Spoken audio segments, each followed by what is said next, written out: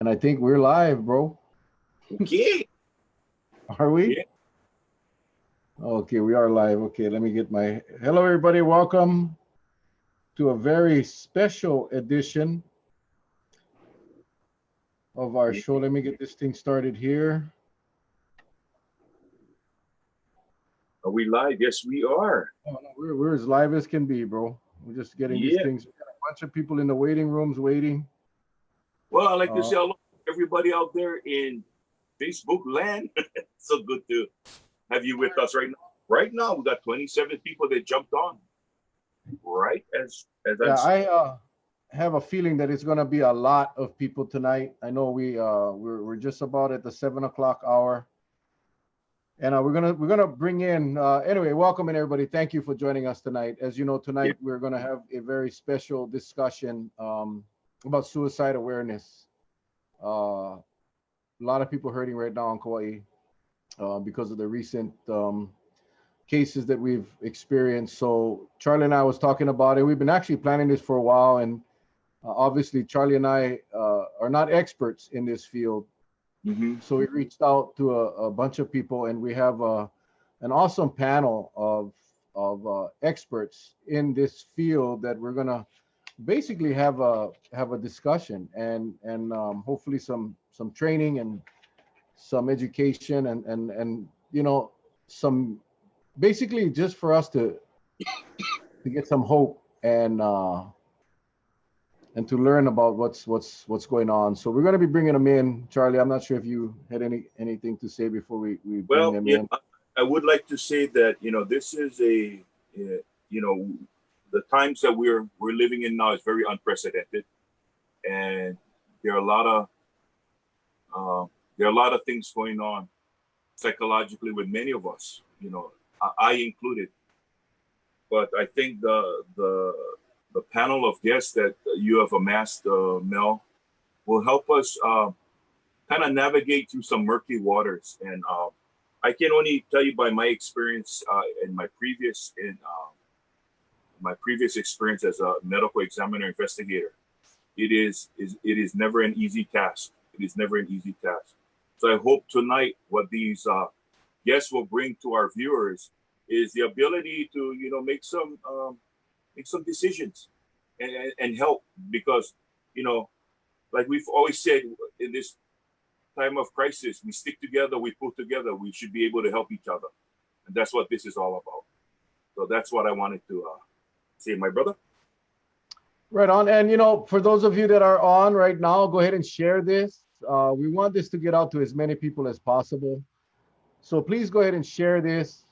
Start a watch party. Do whatever you got to do. Get this thing out. A lot of people need this tonight, and we wanna make sure it gets to everybody that needs to hear this. And like I said, the panel we have some amazing people from throughout the state, and I'm gonna ask you guys not to be asking questions or stating personal information on any of the cases. We're not talking about individual cases, so please don't be asking those things. Just sit back and absorb. Be sponges tonight and just absorb what these experts have to share with us. And I think we're gonna have an amazing show. So I'm gonna go ahead and admit everybody into the room, and they're gonna start popping up here. One, two, three, four, five, six. Boy, I tell you, it's like a slot machine in Vegas. Hey, I wish I Oh, was there. yeah. Okay. Gosh, we got everybody here. Oh boy, Johnny Rivera. Oh boy, Tiger. All right. Thank you all for joining us tonight. I expect a huge show tonight, and I appreciate you guys your patience in the waiting room. We didn't have any refreshments, but we just wanted to share a little bit. We got a lot of people that's going to be on tonight to discuss a very important, emotional topic. Kauai right now is suffering right now, and Charlie and I talked about this for quite a while, and looks like we put together quite a bit of experts. And what I'm gonna do, rather than try to read this thing out, I'm gonna say your name. If you could just say a little bit about yourself, And I'm gonna change the screen so people will get a chance to see you, and then we'll go back to the multi-screen thing. I just want to make sure everybody can put a name to a face. So let's start with you.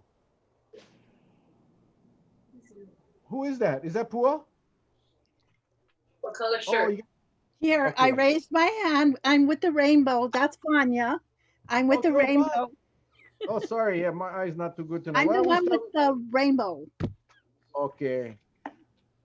Why don't you say a little bit about yourself, Vanya? Aloha, my name is Vanya Pangasa. I'm from Koloa, Kauai. I did the 2000, I'm a retired school bus tour bus driver. I did the 2016, 17, or 2017 Out of Darkness Walk. We started it on Kauai on the west side because there was just too many suicides. And so the parents would come to me and tell, when are we gonna have something on this side? And so we did, we started it. Wakani now is my sister. And I got interested in this because my nephew, her son, Daniela, committed suicide. He made 18 in Honolulu, and that's what just started me getting interested in doing this. But I saw a lot as a bus driver also. You know, from young kids, I had a kid as young as 8th grade commit suicide on the west side. So, yeah. Well, thank you very much, Vanya. Appreciate you being here and your son there on the side. We'll be hearing from you guys later, I'm sure. Is Deborah here? Hi, I'm Deb. I do youth suicide prevention work mostly. Right now we're moving to younger kids, actually starting with intermediate, middle school age, and working really more on a strength-based and trying to build up their strengths so that they can handle all the tough times. So. Thank you. And this is in no particular order. I'm just going down the list that we came. Elizabeth Warren, are you here, Elizabeth?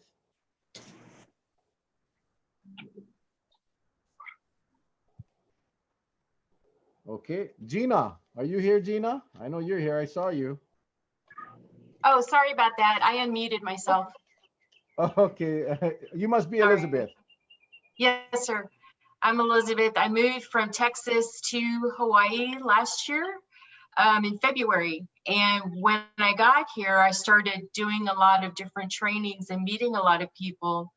And it was through those various individuals where I discovered this significant effort behind reducing suicide and instilling hope and resiliency here on the islands. And it was really at that very moment when I decided I need to join with others to do this. And that's why I'm here. Thank you so much. Thank you. And really, thank you for joining us tonight. Gina, are you here, Gina? Well, hello. Thank you for having us, Mel and Charlie. I'm so grateful to be included with this dynamic group of people. I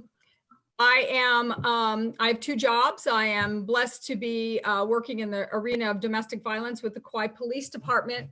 And my love work is with Life's Bridges. We have a team here on Kauai known as the BEST, the Bridges Emergency Support Team. And we respond to all sudden and unexpected and traumatic deaths on our island. And of course, there's nothing more traumatic for surviving families as well as our community than suicide death. And I'm a survivor. I've had 3 people in my life. Most recently, my amazing, beautiful, talented Dylan Kuamura died a little over 1.5 years ago. And we see firsthand our team and the impact that suicide has on our community. I've been in the work now, along with Pua and all these other amazing people for, gosh, Pua, maybe 15 years now. I met Pua after her son died, and she really was instrumental in starting this movement. And in 2008, I was blessed enough, after multiple suicides in our community, particularly the 4 teens that died in Anahola, we started the Prevent Suicide Kauai Task Force that's in alignment with the state task force and the work that we do. So I'm grateful to be here. Mel, Mike, Mel, you got on mute. Thank you. I'm gonna skip over Pua for now. I'm gonna save her for last.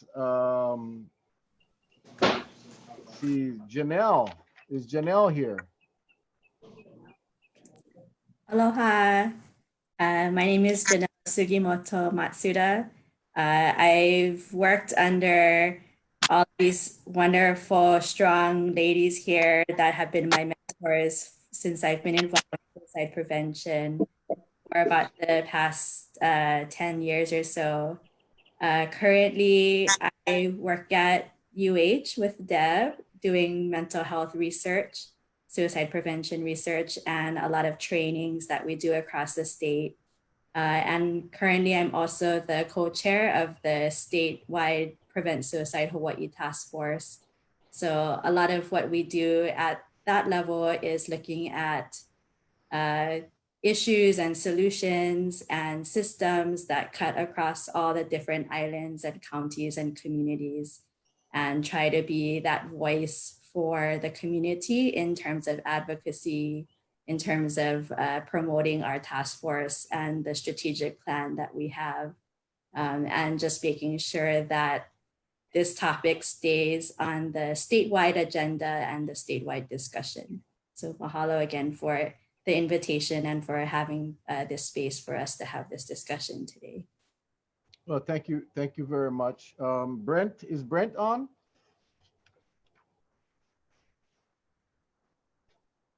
I wasn't sure if Brent was on or not. Let me check. Hang on real quick. It no, doesn't look like. Yeah, it doesn't look like he's on right now. He may be coming on later. Yeah. Okay, Pua. Pua is How's I about think- Jonathan first? Jonathan, he didn't get to introduce himself. Yeah. Jonathan. Unmute them. They're muted. No, Jonathan. he's on mute. Okay. There you go. Jonathan. Yeah. Yeah, you can hear us? I can hear you. Introduce yourself. Oh, ourselves. Introduce yourself. Oh, I thought you said unmute ourselves. My name is John Rivera. Vanya is my mom, and Pua is my auntie. And I've just kind of always tried to support them in all of their efforts. It's a huge deal. I've lost a bunch of friends already to suicide.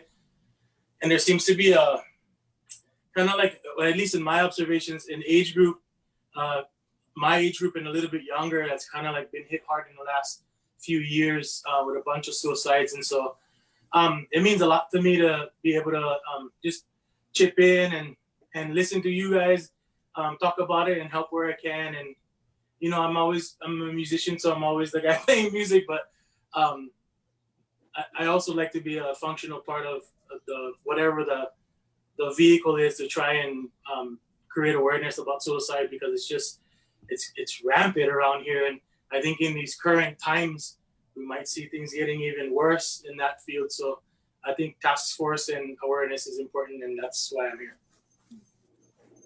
Thank you, my friend. Thank you very much. Appreciate that.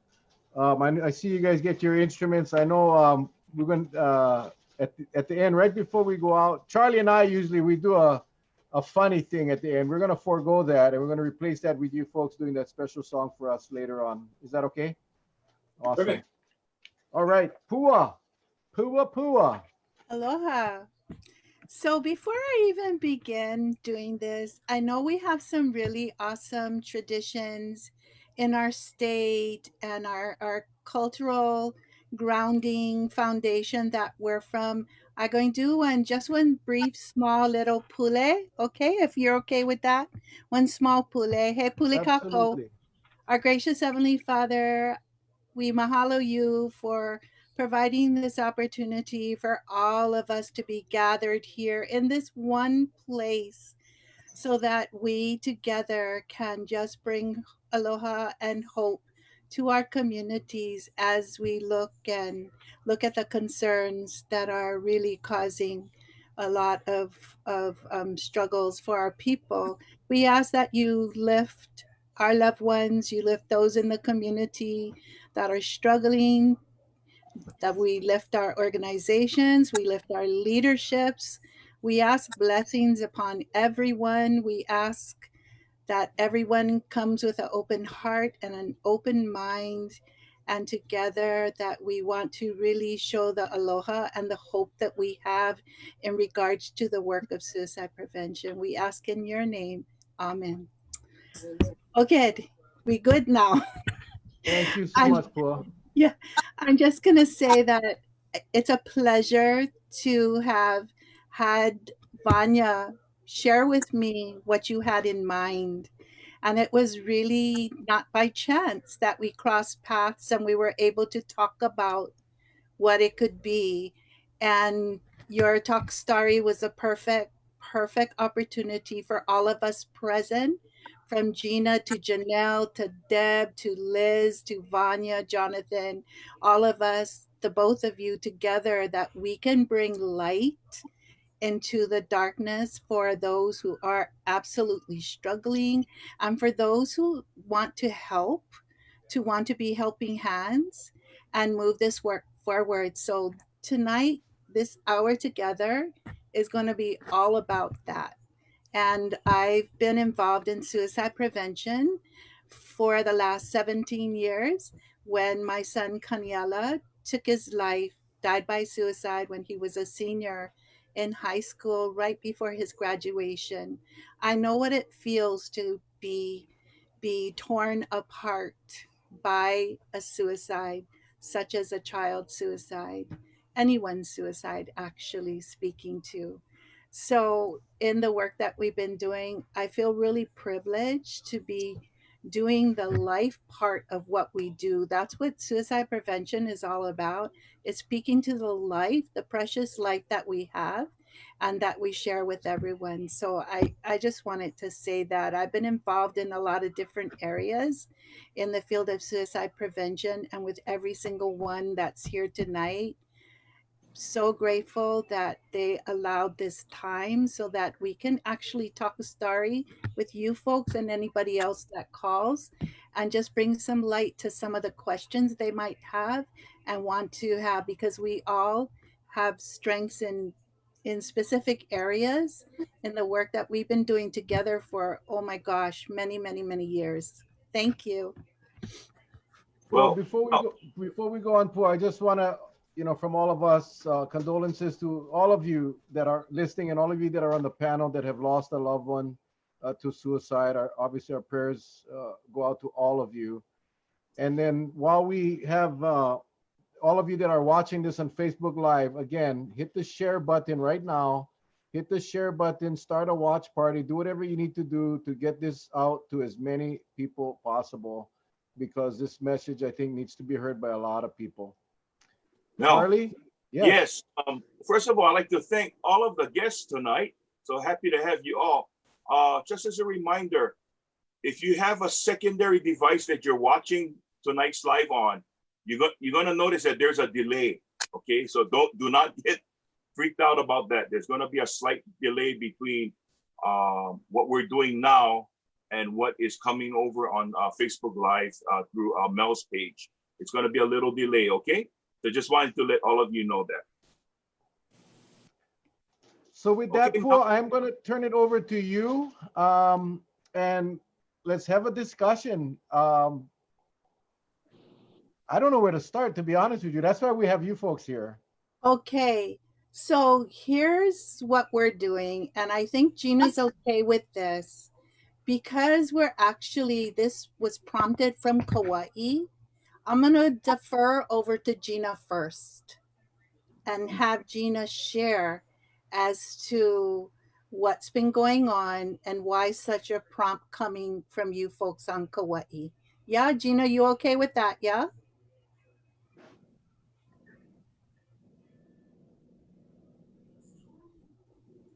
Mel, is she muted? No. Yes, she's muted.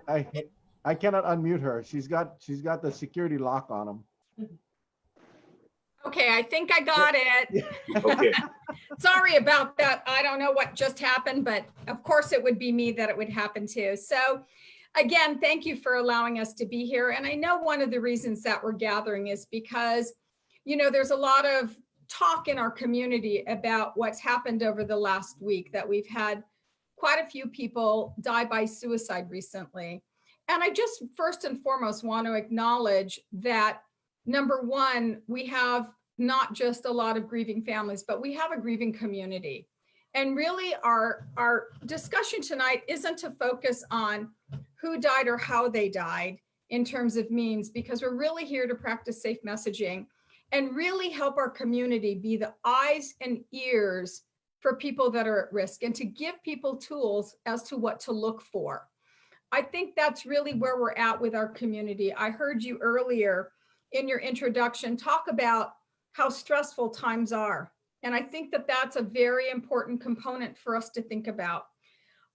Suicide hasn't changed just because we have COVID-19 that we're dealing with, but it can certainly, enhance these people's feelings of hopelessness. And that's really what we're talking about, is shifting, our thoughts, our ears, our eyes, our actual being from this sense of hopelessness that someone can feel to a sense of hope and help.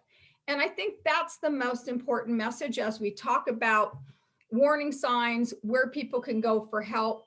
But I also want to say something in terms of what I think is happening in our community and what's happening, statewide, is we have a community, right? And when I talk about community, I'm talking about our state of people that are grieving. Now, I'm not talking just specifically grieving the death of people that died by suicide, but for the first time, people may not be realizing that some of the feelings that they're experiencing, for example, overwhelm. They might be experiencing fear of the loss of not having a job, fear of maybe losing their house, or fear of not being able to ever get caught up with their bills, and, feeling grounded once again. So we first and foremost want to recognize those feelings of grief, that we have a state and community that's grieving. And sometimes we get so stuck in those feelings and overwhelmed by those feelings, as you know, can lead to destructive behaviors and so forth and so on. So we sort of have that snowball effect. So what I want to do tonight is really invite the rest of our team to really talk about things that people can do. First of all, warning signs, risk factors, and where to go for help, and how we can be that helpful, hopeful light for our community. So Pua, maybe, we can start with you in terms of some of the warning signs, and then certainly Deb, maybe you can speak to ways that we can talk about our youth, because yes, our adults are at risk, but so are our youth here. Their whole patterns and things have changed. We talk about our seniors. Can you imagine the grief that our seniors are feeling by the levels of loss of not being able to walk for graduation, grad night, prom? All of those things are layers of loss that they're dealing with in this uncertain times. So Pua, I'm going to turn it over to you. Okay, so one of the things I want to do first and foremost is to make sure that those of you who are viewing tonight, who may for some reason maybe not plan on struggling at the moment, but something comes up and you feel like very overwhelmed in the moment. So what I'd like to do is share this resource first. It's a suicide prevention lifeline, and the number is 1-800-273-TALK. 1-800-273-TALK. That's 8255.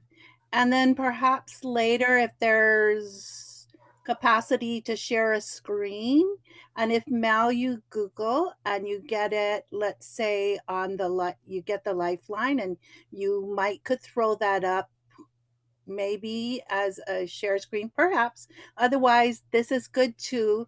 So the Suicide Prevention National Lifeline is anonymous. Anybody who feels not in a good place, or maybe even having thoughts of suicide, can call the lifeline.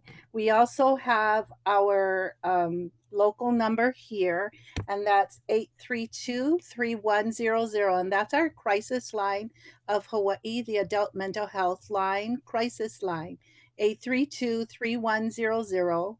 And our neighbor island number is 1-800-753-6879. 1-800-753-6879. That's the crisis line of Hawaii. And then we also have a text line. And the text line, you can text home to 741-741. We have a lot of people, and some of the only ways they communicate is through texting. So the crisis text line would be home or text to 741-741. So those are all the kind of resources that immediately that someone can call if they're having thoughts of suicide. And right now I know for a fact that because a lot of people have been quarantined to home, and it seems like they're really off of their schedules, and it can be a thing that really puts someone into a very, very dark spot because they no longer have a regular schedule. I know that I'm experiencing that with individuals who have called and continue to be not in a good place. So, that's another thing to be aware of. So the thing is to find the kind of schedule that you can get on, make a schedule for yourself. I think at this time, that's a really helpful thing to do, is come up with making a schedule, even if you have to write it up. And even if, let's say, it's just maintaining staying at home, you can do things at home or even walk outside your door. But I think, if anything, I would like to share about having a schedule and being able to stick to a schedule. And with that, I'll just pass it on to either Janelle or Deb. And I know Janelle is pretty much just kind of spending this time with us, but I still want her to have an opportunity if she feels that there's something she wants to speak out to. Otherwise, why don't we pass it over to Deb? All right, thanks, Pua. And it's great to get the numbers out there. Please feel free to call or text. They are taking a lot of calls right now. Numbers are way up, which speaks to, I think, some of the grieving that's going on. It's even just loss of freedoms that we didn't even realize we had, right? So you can call. You don't have to feel suicidal to call. You can just be feeling stressed out or overwhelmed, and that's okay. I work with the youth groups, and they've actually made the calls. They wanted to see what it was like in advance, which I think is really helpful. Because now they're comfortable making those contacts. They talk to people when it wasn't busy. And the youth in particular prefer that text line. They really like that. So that's a great place to go. I think you had mentioned kind of talking about some of the things to look for in terms of how someone might be dealing with this. And the truth is, it can be hard to see. People have really good masks that they wear. And they're used to saying, yeah, everything's okay, right? And we have to let them know, the more we let them know that it's okay not to be okay, that you can be angry that things aren't happening. My son is a senior in high school, and he's just like all over the place with his moods. Sometimes he's like, yeah, it's all good. And I think he really means that. And sometimes it's, yeah, it's all good. And he's just angry, but so we see that. And anger is actually a form of depression, anxiety. That's one of the ways that some people exhibit that. And we see that even more in youth. So look for anger. You can look for the sadness, and you can look for people just being worried. And we're seeing a lot of that as well, not just with youth, but across the board, where people are like, oh, I'm not sure I want to go back to work. I'm not sure what's going on. There's a lot of uncertainty right now. So when we do our typical trainings, we talk about looking for change. And I think the challenge for us right now is everything is a change. So we're all in that flux, which is why I think Pua is speaking to maybe having a schedule, because that's at least a way to be a little bit more stable. I've been doing some volunteering with the call center for unemployment. And to me, actually, it speaks to hope. They ask for people that can handle people that might be angry. And I know a lot of people are angry about, you know, the slowdown, the fact that it's been months.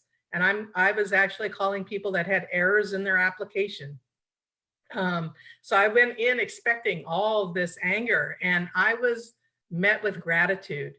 And I think gratitudes are really, I mean, it's an amazing, amazing thing for our resilience.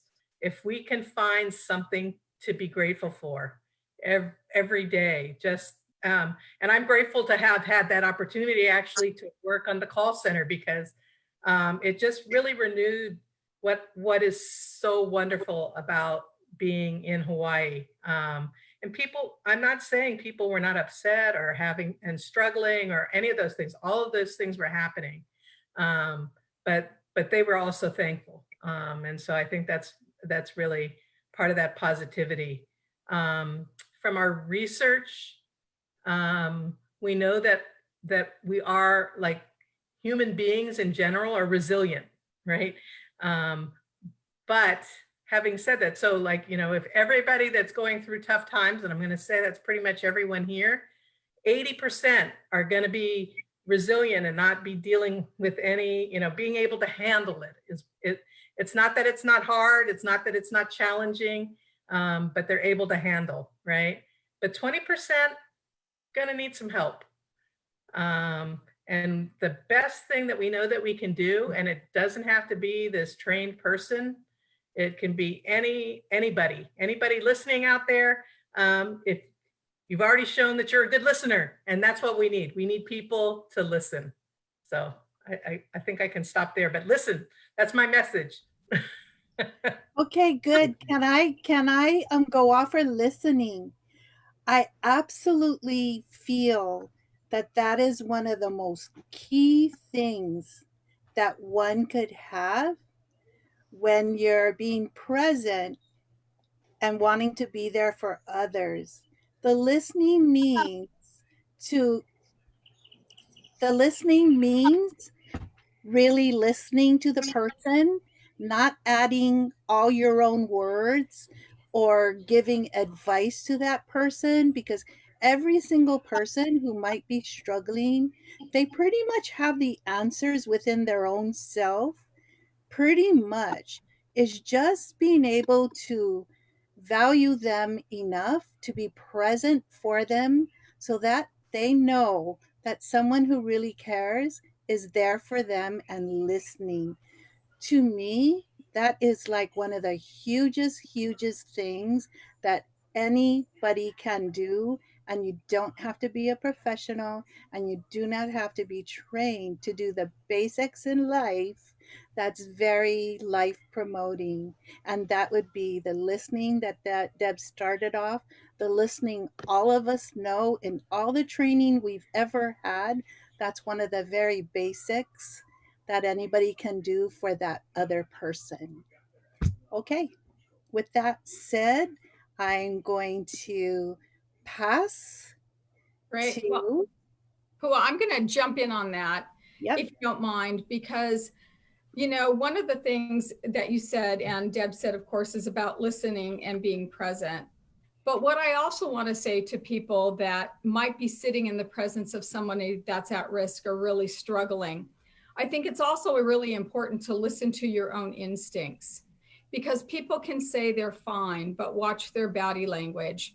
Really listen to your own gut feeling, because if your own gut feeling, that mana'o that you have, is telling you that this person's not okay, that is essential. That is something that we all need to be aware of, because it can be a missed opportunity. You know, we often teach people when we're in the community to not ask somebody if they're thinking about hurting themselves. And the reason is because we know that people that are at risk are hurting. And you know, that can go, that's a whole conversation in its own. So when you ask somebody, are you thinking of hurting yourself? Their answer is going to be no. And so for those of us that are listening and supporting, we're like, check, check, that's off the list. They're good. But really and truly, as we're listening, body, mind, and soul, what we want to be asking is, are you thinking of suicide? Because that is truly how we're going to get to that answer that we need in order to take that next step. So that is really, I mean, every single person in our community and state should be able to ask that question, just as they should be able to know where to go for help, which is 1-800-273-TALK. There isn't a single person that shouldn't have that number, whether you live with a family, you live as a couple, you live on your own, because we all are that tool to getting people to, right, we can be that lifesaver where we, you know, we don't have to be the mental health professional, we don't have to be a therapist, but we can get them to the support and help they need. The other thing, Pua, that I wanted to jump on that I feel is really, really important, because a lot of people are like, okay, they say yes, what do I do? Well, if you feel like they're in imminent danger, because they can be in imminent danger, we need to get them to the nearest emergency room. So that's what I'm talking about in terms of having that lifesaver, is getting that person to get a comprehensive evaluation so that we can reduce any risks that might be there in that moment. And I'm, you know, and that's the other thing to know, that this is a moment to moment, right? I know I've learned with Dylan that 24 hours for that young man might have made a huge difference between life and death. Now, I'm not going to go back, but that was a gift that he left me, was, boy, if we had gotten him through that first 24 hours, he might still be alive today. And the other thing to know, it doesn't mean that he might not go down that journey again, right? So we're not just talking in the immediate moments. It is long-term as well. So for people to recognize the warning signs again, you know, the giving away of personal belongings, the talking about death, but also I want to go back again to subtleties. You know, throughout my years of doing this, we've had people that wrote dark poetry. The poetry, and what I mean about dark, it started to be not life affirming, but starting to talk about death. Their music turned from, you know, happy top 40s to music about death or killing and dying. Perhaps the way that they were dressing, they might have been very conscientious about their appearance, to not caring the way that they looked at all.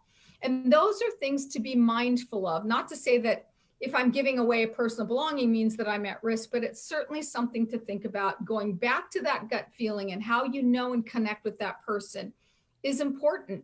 And now more than ever, part of our schedule that you've talked about, part of our routine, should be picking up the phone and calling or checking on people that are in our community, whether it's our faith community, our play community, our family community, our work community. But we don't know what people's stressors are. We don't know what people's stories are. So there may be a whole bunch of stuff. And I think when I say that, Pua, and everybody else, I don't believe that, and I think we all agree, that it's not one thing that's causing somebody to end their life. Oh, well, they were bullied. No, bullying isn't a cause for somebody to die by suicide.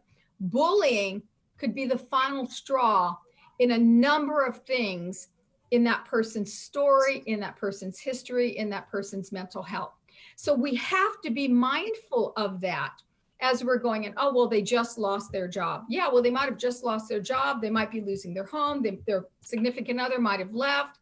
They might not have healthy, you know, coping mechanisms. They may have challenges with mental health. And that story can go on and on and on, but we might only be seeing that they just lost their job. So I just wanted to add that. Is that all, Tina? Oh, you know me. Give me a moment and I'll talk for hours. Good job.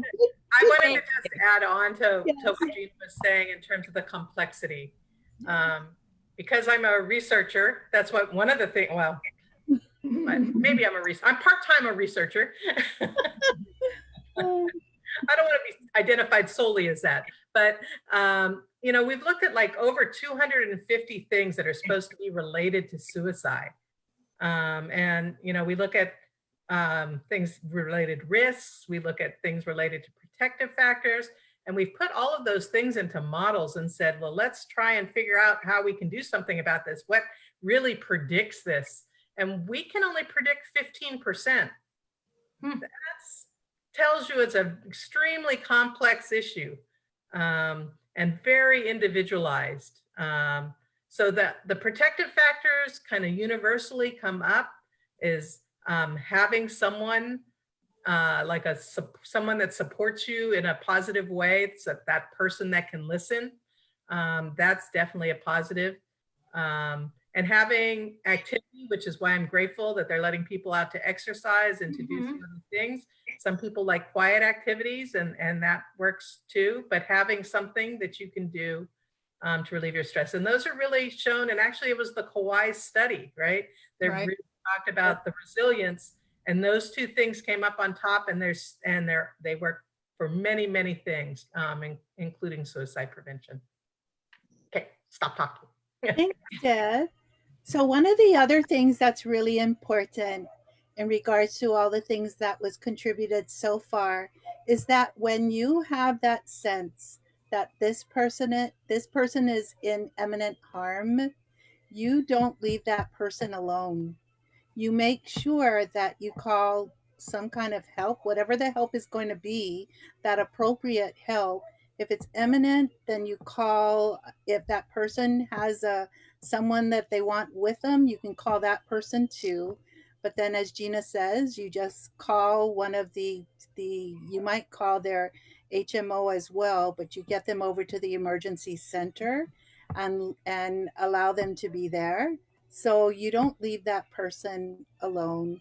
And it's just reflection on, I learned this kind of stuff really well when my son took his life. And some of the language that we use like very clear and direct language so that we can get the right answer from the person, as Gina said about harm. Oftentimes you're really uncomfortable and you'll start off with asking the question, you're not going to harm yourself, or are you going to harm yourself? And that person will answer no, but really you want to be able to ask it direct. And we can say that time and time again to be able to ask it directly, because most people are uncomfortable with using direct language, and direct language will get you the right answer.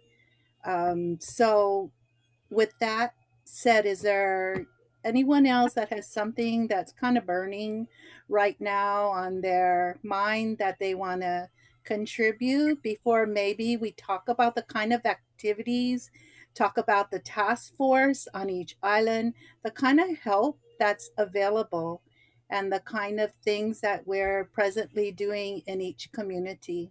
Anybody? I wanted to mention, yes, hi. I wanted to mention, just jumping off, Pua, what you just said.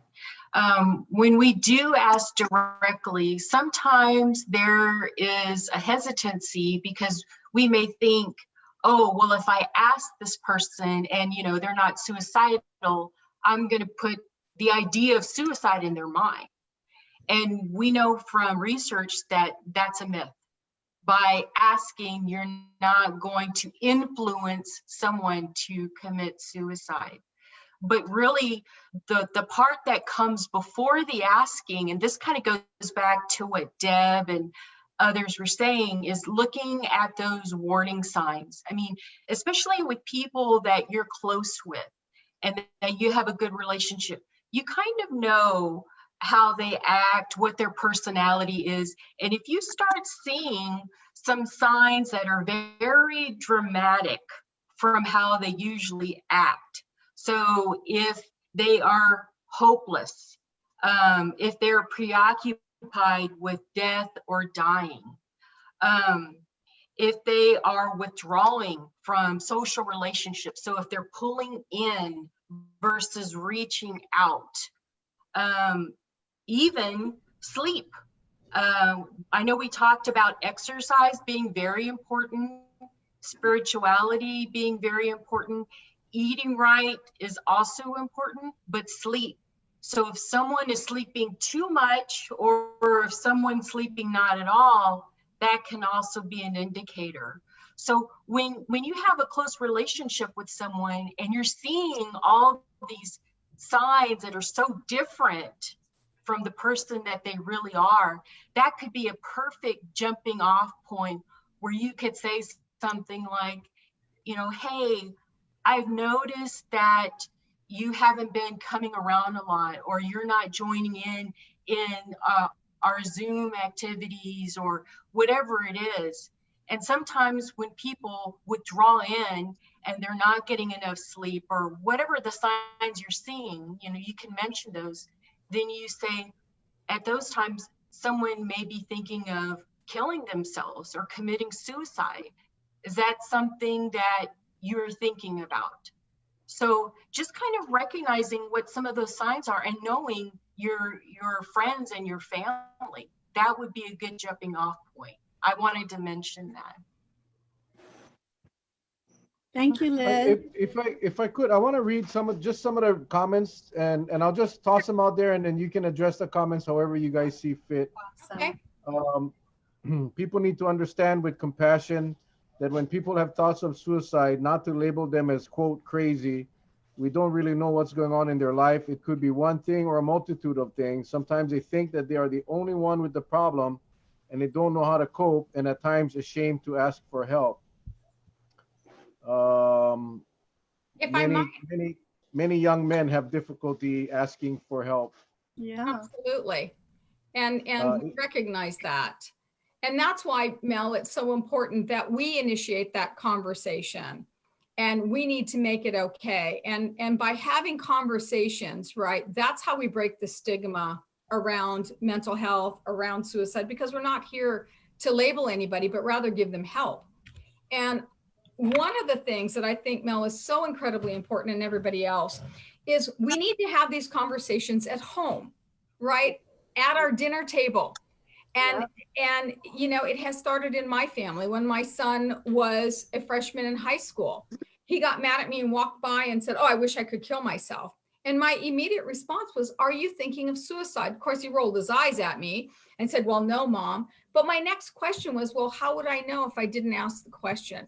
But that conversation that lasted less than 10 minutes instilled in my son something. And when he went off to Kamehameha School, not once in his school, but twice, he saved someone's life because he was willing to ask the question and get them help. It is really, that kind of an awareness that we're talking about. So I agree. We have to be mindful of our men, but we also have to say, hey, I'm here. What can I do? How can I help? What can I do to be supportive? And are you thinking of suicide? I think that hits it right on the head, totally right on the head. Number one, we never give permission to anyone to have a conversation about suicide. We need to give permission to everyone to have this conversation, a healthy conversation, and address that. So awesome. Good thing to bring up, Gina. Back to you, Mel. Yeah, here's another one. Yes, though to be clear, not all families have the sense of something being imminent. Suicide prevention needs to be careful in not inadvertently guilting loved ones who did not see any of the signs. I think that one's quite profound. I think that one, maybe someone can touch on that. Oh, yeah. Yeah, I think we all can. Yeah. I think we all feel that way. I mean, I certainly did after Dylan died. I'm in the helping business, Mel, and there are days still that it breaks my heart that I couldn't save my nephew. But that's why we have these conversations. We're here also, not just to promote help and healing for people that are thinking about suicide or have attempted. We're here to offer hope to those families who lost a loved one, because our job in helping them navigate this grief journey is not to focus on how their loved one died, but rather to celebrate how they lived. So there's no guilt intended for those families. We're very, very sensitive about how we talk and support families. But the truth again is that when I couldn't see the warning signs in my family, I wasn't able to recognize that. That has been my springboard in saying, listen, I missed those warning signs, but guess how I'm going to honor Dylan's life is I'm going to do everything I can to try to save someone else. So no guilt intended there at all. But on top of that, though, is that it is a normal process after a death by suicide for anyone to feel guilty, even when they have no clear reason to, but it's normal. So the thing is to just try to be kind to yourself when you're having these kinds of emotions that come up, and just be able to talk to someone about it so that you can find a way to say it and toss it and let it go. And then in time, you'll be, well, sort of okay. But let's say you'll be able to cope and manage that emotion and not feel so much pain in that time in the aftermath of a suicide. Just wanted to say that. I have a question, and this is, I guess, to the panel and whoever can answer it best. You know, when I graduated college, I came home and I was a substance abuse counselor at Waimea High School for Hinamalka, and we were taught at the times years ago, but at the time, if a student came in and was having a hard time and talking about maybe hurting themselves, one of the questions to determine how imminent would be, well, have you thought about how you do it, right? Because if they have like, oh, I don't know, I might hang myself or I might do this, might do that, is not as impending, I guess, as them having a plan and sharing it with you, right? And so I think along the lines of what the question was, in guilting people in not knowing the signs or not having a determining factor in how imminent the problem was that took somebody to suicide. My question is, language like that, questions like that, do you have a plan? Have you thought about how you do it? Like as casually as, well, have you ever thought about how you do it? Is that a good way to ask and get an answer from somebody and determine how imminent, or is that not a good way to do it? Because I know that counseling techniques change frequently and listening strategies change and stuff like that. So is that a good way to go about asking somebody and determining how close or how, yeah, I don't know. Deb, you want to get this, or Janelle? Janelle, I see you shaking your head like you Yeah. want to jump out of that Let's skin have and say Janelle or something. Deb, because this is a really good one too. Well, I think it is something that when we get to that point, it is a way that we have as an indicator in terms of how imminent. I don't want to go down the rabbit hole too much in tonight's conversation, but that is a higher risk warning sign if somebody has already thinking at that level of detail. But I kind of wanted to comment earlier that what we want people to know, that of course there's many of these details and many of these techniques. What I don't want people to come away with this tonight is to think, oh gosh, there's like so much detail and so much like advanced things that I need to know to be a lifesaver to somebody. Yes, like yourself, you have that advanced training, and so very mahalo very much for being that helper, being in that helping occupation. But we want everybody to know that in wherever you are in life, whatever role you play, whatever relationship you have with that person that you're worried about, you can be that gatekeeper. You can be that lifesaver. You can be the one that helps them to hold on and connects them to a resource. You don't have to be the psychologist, right? You don't have to be the physician. You are just whatever you are in that role, that everybody can play that role and offer that safety and that reassurance to folks. The other thing that I wanted to just insert before we run out of time is just a little bit about media. Something that Auntie Pua and Gina mentioned in the beginning was what we call safe messaging. And I wasn't sure if people knew what that is, but something that we look at very much so with research, as well as when we talk about public community messaging. And that's just really us being very careful about the words we use, the example of not labeling someone as crazy, but you'll even notice us being very careful with our language and saying, are you thinking about suicide, or are you the person died by suicide, as opposed to the person committed suicide. So it's very subtle language that we try to promote, but of course we get that guidance from our survivor families, right? That the language really does matter. So from the state perspective, we're really trying to tell leaders and agencies, schools, I work very much with the university, because it's such a sensitive issue, such a stigmatized issue, that the agencies are so worried about saying the wrong thing, they just don't say anything. Yeah. It's not what we want to promote out there. We do want to have these conversations. We want to promote these resources and warning signs. And there are some really evidence-based, safe ways to talk about suicide and get people to help and promote healing among families who have suffered these losses. So I just wanted to say that about messaging and media, because media is such a thing now, right? We're all on media all day long. Right. And media can push us in different directions. It can get us to help and resources, but also, some of us are on media too long, and that's negatively impacting our mental health these days, and worrying about what the daily counts are and that kind of thing.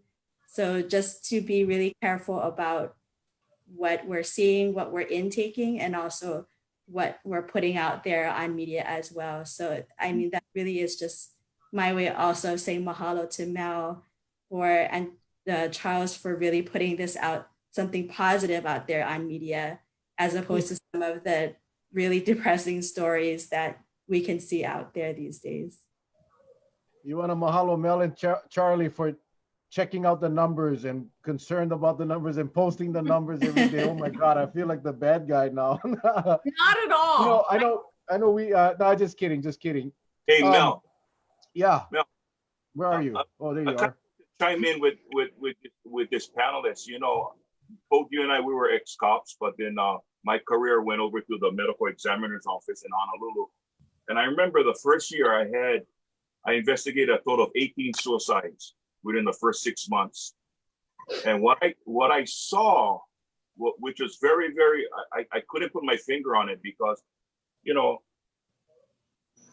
it's hard to tell, when someone takes their life, but then going to the scene and investigating the scene, I saw these clear signs. One was pretty much evident when you get a note. That was one.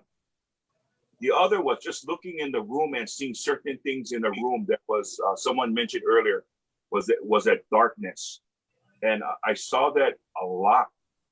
And so it was kind of frightening in a way to know that, wow, if people could just know these kind of just simple little things and look at it and not worry about, am I crazy? Am I seeing things or whatever? But I think it's kind of useful to know that maybe something is there. And like Gina said, you got to go with your gut feeling, and you got to stop. Because as an investigator, that's what I used to always tap on when I would go to a scene like that, and I would see that.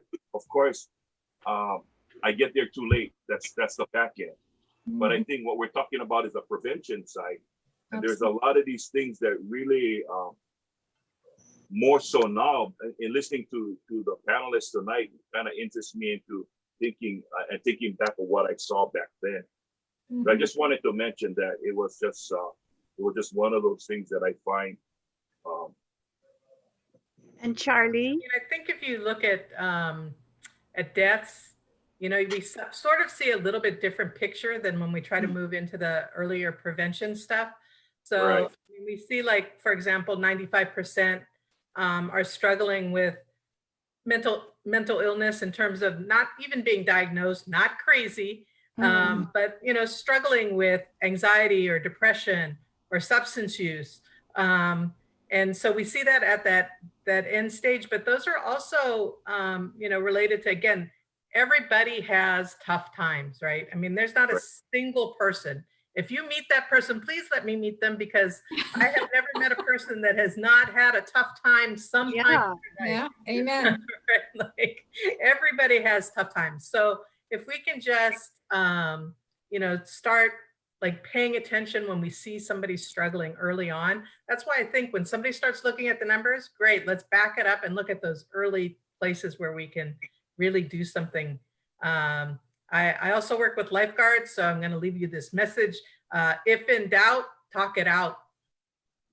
Yes, and start talking it out in your hale, in your home, at your table, together with your family.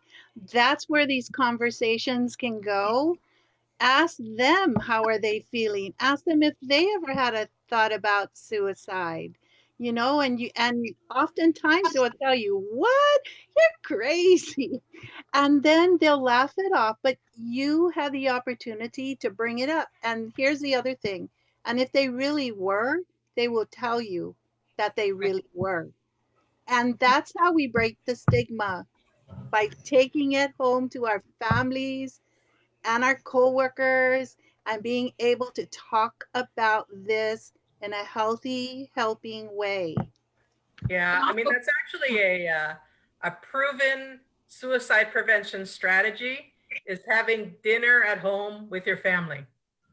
So just having dinner together, and not, I mean, you have to have a conversation over that dinner. It's not just, although that's fun too, but it's having that conversation over dinner that can really help. Well, and one of the other things I wanted to jump in and say is that as we're talking to the youth, let's not forget about our youth, is, as a parent, of course, and having had, 3 of my own children, I want to be everything to my children, but I also know that I'm not, and I can't be. And sometimes, especially as, our young teens, they want to talk to each other, right? So the one thing that we want to instill with our youth is have a trusted adult. And parents, don't be upset if you're not that trusted adult. It is not personal. Give them permission and empower them to have a trusted adult. That's why these conversations are so important, right? Because if you can't talk to me, who can you talk to? I mean, I was blessed. My son was very, very close to his sister. They're inseparable and they have an amazing relationship. And so I know that if my son couldn't share something with me, he could turn to his sister or even his brothers. And, that's really important. But if not me, maybe it's auntie, maybe it's the school janitor, maybe it's their minister, maybe it's uncle next door, or maybe it's their surfing buddy. But, we need to be, this is why it's so important. The more that we talk about it, the more that we raise awareness, and the better we are at being able to save lives. I know this hour went by so quick. I'm going to ask you guys if you guys can hang out for a few more minutes, because I really wanted you folks to cover. Basically, there's a lot of people watching, and they will be watching this throughout the next few days. A lot of people that are struggling right now, suffering right now. If you could just address, first of all, and you can decide who wants to do this, but those that have just gone through it, a death in a family, a death by suicide in their families. I cannot imagine. One of the recent suicides here was a good friend of my son. I coached him. I still cannot believe it. But there's a lot of families right now that are struggling. What's the message to them? What can you folks tell them to try to get them through this really, really, with this whole social distancing and this whole lockdowns and causing this additional stress? What hope is there? How can we help them get through this really, really, really tough time? Well, if I can, obviously, Mel, I'm a certified grief counselor. I mean, I got into this business because I'm a survivor. And I think the most important thing that we can do, just like we do with somebody at risk, is we need to show up for these families. But we also need to remember that this is their grief journey and it's tailored Yeah. specifically for them. Everybody grieves differently, even within families. So we need to be able to show up and listen and be present. But sometimes families also need space and time to heal because sometimes it's very private. But what I want to say, most important to, and I can only speak for the families on Kauai, is there's a number 651-6637. Life's Bridges provides bereavement support to anybody currently grieving the death of a loved one, especially a suicide death. There's the American Foundation of Suicide Prevention. They have a wonderful website with awesome material for survivors. So there's a way, again, like I said, our community is grieving.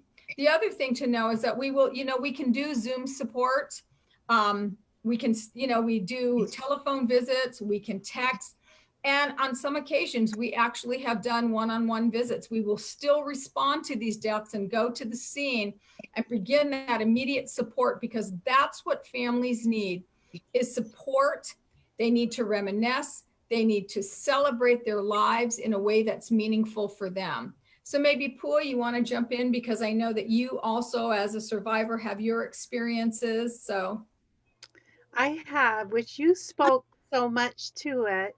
What I do want to say is that Gina and I will be starting a virtual lost survivor grief group shortly this month. Before the month is ended, we'll start our first group, and we'll be sending out information and having people sign up to be able to be a part of the lost survivor group. And this will be for 18-year-old and above. And if you're associated with Lili'u Okalani Trust, there are some of the kipukas across the state that may have a lost survivor or have a grief support group for you to be able to access for services as well too. But look for Gina and my flyer on our virtual lost survivor group coming soon. The Kids Hurt Too, which is run out of Kapiolani, is also providing online supports. So awesome. So that's for youth as well. Yes. So there's, Mel, back to you. I just want to say that there's a tremendous amount of resource and support for anybody that's grieving. I just want to say again, we started out talking about our community grieving. And while we want to make sure that we're providing support to people that are impacted by a death, we also want to let people know that we're here to provide support to anybody that's grieving, because they may not be able to, navigate that grief journey. So we are making ourselves available to people that's grieving, and, direct them to appropriate resources that are available within our community and within our state. Yeah.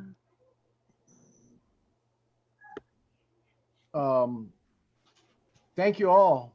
I mean, again, this hour went by really, really quick. I think we covered the numbers, the extensions. For those of you out there, Uncle Charlie or myself, you guys can direct message me anytime if you want to get in touch with any of these panelists. Oh, ladies, what happened to the guy? He never showed up. It's okay. It's grounded. okay. He knows that we're present. Yeah, we got Mr. Rivera. We got Mr. Rivera over there. But one of the great parts of this is going to be Vanya and Jonathan. That's one of the real awesome parts, and that's part of the hope and the healing of what it is we do. This is some of what we do to be able to just, feel in that moment that things will get better. We just have to be willing to be able to work at it too. It can't happen with no work. It takes a lot of work to get to the healing and to be able to do that. So we're welcoming Jonathan and Vanya, to play music for us. No, right now. Now, are we ready? Yeah, Charlie, any closing words? Because no, normally, like I say, every night Charlie and I we go out with this little funny thing. We're not gonna do it tonight. We're gonna allow we're gonna have some music. Charlie's a musician too. I just texted him to jump in because I'm sure he knows this song. No, But, I don't. And we're So? having self-care, okay? This is self-care.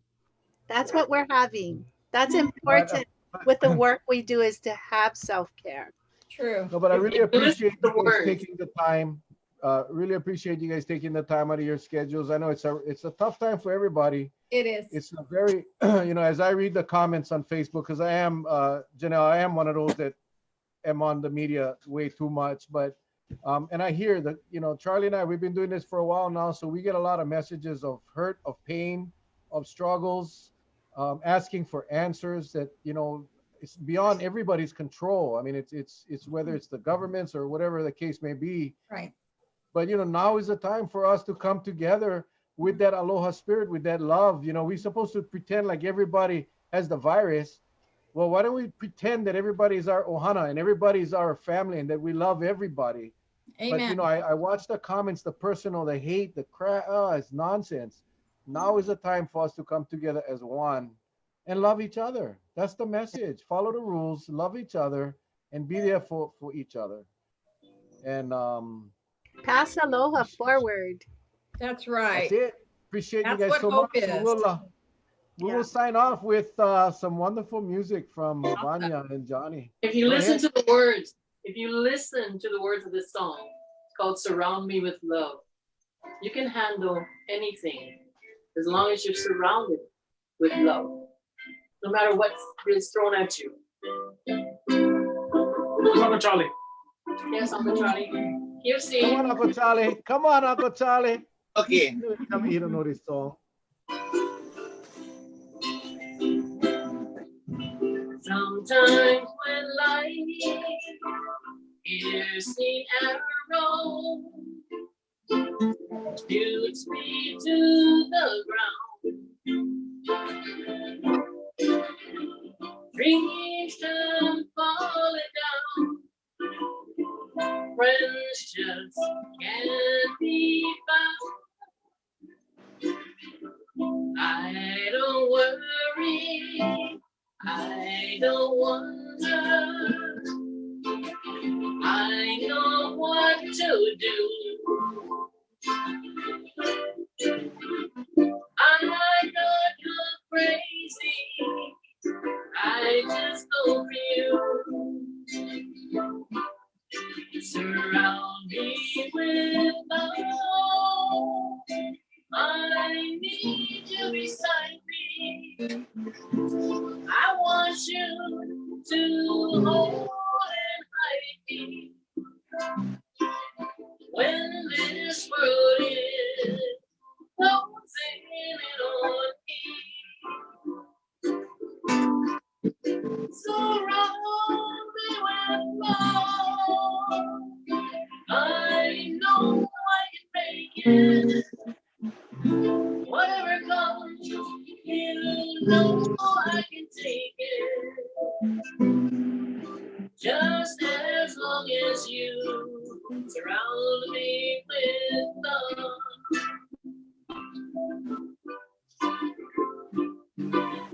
We can't say what comes tomorrow, what the future holds.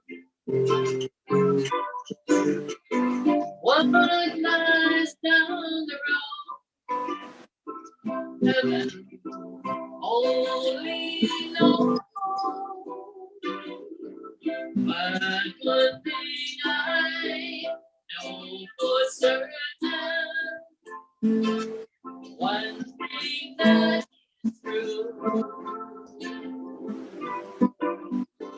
one thing I'm sure of is I need you. Surround me with love. I need you beside me. I want you to hold and hide me. When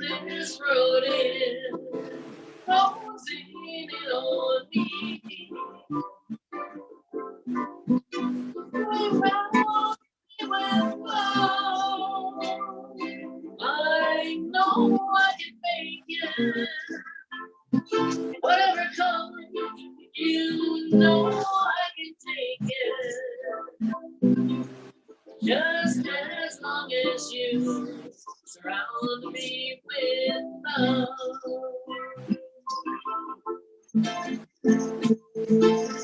Just as long as you surround me with love.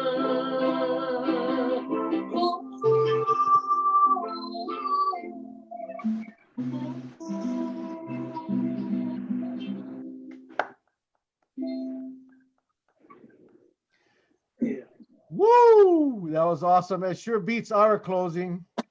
Again, thank you all. It says a lot. Thank you all. Thank you all again.